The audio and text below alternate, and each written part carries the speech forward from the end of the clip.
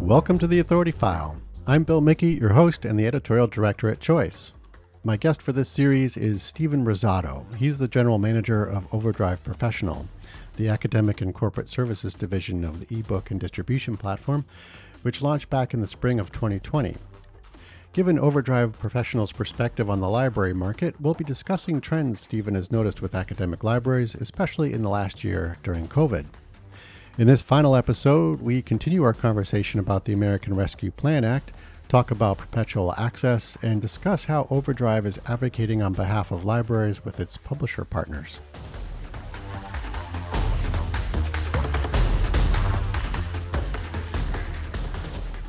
So given all this, have you seen whether libraries are looking even closer at user data to justify subscriptions and future purchases, or just looking at data more closely in general? We're in the middle of, it's both long-term and short-term. So we look at product development, and that might be as something as like, hey, do we need to have, does the Libby app work for the academic market because we use it for our, for the public library market, or does it need a dedicated app, or some of the things I shared. So we're doing both sort of short-term and what the long-term evolution is. Short-term, we're doing things like I mentioned, the title assignments and things like that. So, and some of this product development, I've been reaching out and talking to libraries like, hey, where does OverDrive fit in? How do you use OverDrive compared to ProQuest or EBSCO? They've made, new libraries have been more hesitant to add OverDrive. And I will get back to answering the questions. I'm going on sort of a roundabout route there. But they have been cutting more so on the databases because they're so much more expensive. And talking to the amount of money that they spend on ProQuest or EBSCO, not to diminish their value whatsoever, but they're just significantly more expensive products. So they are much more keen on that. And anecdotally, 2 or 3 universities, based on the usage, they have seen their spend for that specific, not those specific vendors, but that specific product cut by about 50%. Because, and I had alluded to earlier, sometimes you just have to have it if you're supporting engineering or medical school, but they're seeing the number of circs going down significantly there. So something that costs $10,000 that's being used by 2 students, they give a much harder look to. Mm-hmm. So they're absolutely looking at the data. They're absolutely making decisions on, like I had X dollars, now I have X minus Y. And how can I serve the most students and, serve the academic mission here? So data is always a tool that they're going to use to justify the decisions they're making. And right now they're making decisions on spend, and that includes OverDrive. So I anticipate there was a lot of schools last year that really wanted to add OverDrive. They mostly because they were closed. They couldn't physically give books out. So and as I said, we have a pretty robust catalog, and a lot of that stuff was available through OverDrive.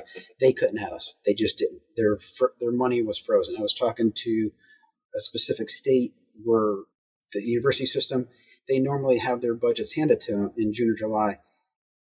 None of them had any of their budgets handed to them until like December or January.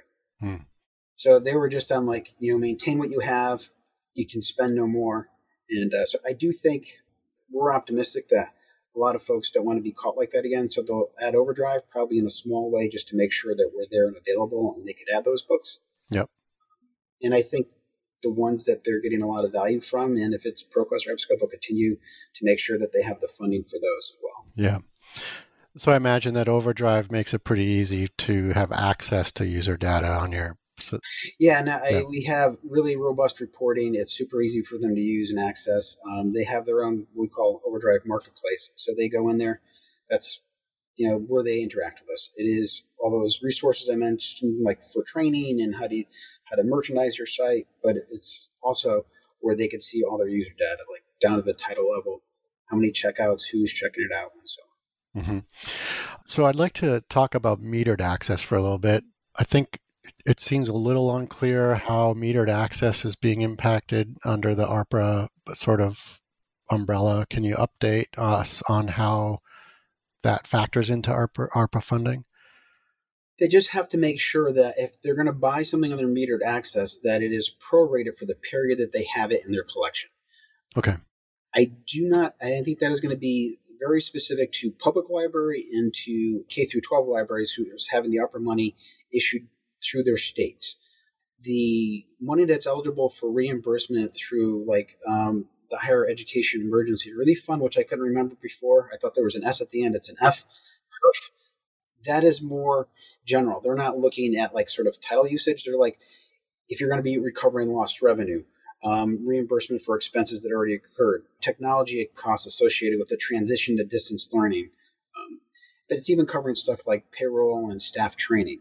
So that stuff OverDrive can supply, and it's not, from everything I've seen and I've read a lot, they are not going to be subjected to having to deal with the metered access and to make sure it's compliant for when the availability of the content. Okay. So, but OverDrive has been doing some advocating on behalf of libraries with its publisher partners with regard to metered access and ARPA, right? I mean, what do you how are you doing that advocacy, and what are you telling your publisher partners in that regard? I have to say, publishers responded phenomenally to COVID in making content available, discounting content, make it available under simultaneous use for OverDrive and across a variety of other, ProQuest, EBSCO, and so on. Mm-hmm. They really reacted really both generously and sympathetically. We always ask them to make their content available in a variety of lending models. It is funny going through it, even with some veteran academic librarians, going through the different lending models, whether it is simultaneous use, they're so used to perpetual access. Like, we just want to have it, we just want to own it. But sometimes we offer something called Cost Per Circ. So you can, if it's Clara Barton Publishing, they have 200 titles on nursing, you could have they're all $50 each. That would cost you $10,000 to have that collection.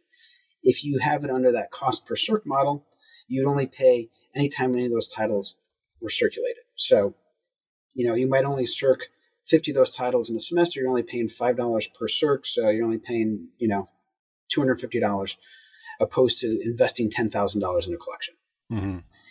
That's something we've seen a lot of, adding those CPC titles. And we also let the libraries put in sort of guardrails, if you will. So they could say, like, hey, we have $1,000 per semester for CPC titles. Lets them offer enormous amount of content they might not otherwise have because they don't have to pay for it, and they're only paying for what circs, and it protects them from going, all of a sudden people love this title and every student starts checking it out and, blows up their budget on them. They don't have to worry about that. Yeah. And again, a lot of that simultaneous use stuff, OverDrive offers a fairly robust collection of that, but it just allows, no waiting, available anytime students need it and having that access. And then there's just regular metered access where it's going to be metered by time or checkouts. So just having the variety of options. And again, I used that example a little bit earlier on class sets. The institution was very specifically looking at, like, hey, should I buy 20 copies of this or should I just get it in class sets? And it's probably a combination. Like, if it's a permanent part of their curriculum and that's taught every semester, they probably should buy the 20 copies. If this is sort of a one-off or it probably won't be around in 2 years, why buy 20 copies when you could just, buy it for $1 a student for that semester? It's significantly less.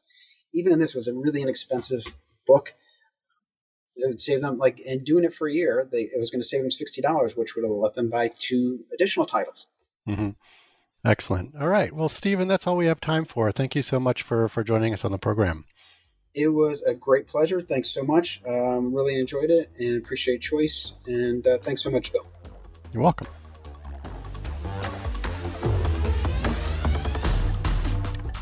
You just heard from Stephen Rosato. He's the General Manager of OverDrive Professional, the academic and corporate services division of the ebook and distribution platform. OverDrive Professional is the sponsor of this series. If you like what you hear, rate us or give us a review on your podcast platform of choice.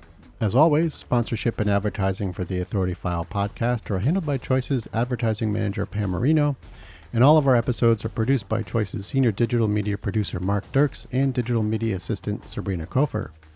That's all for this week. Thanks for joining us.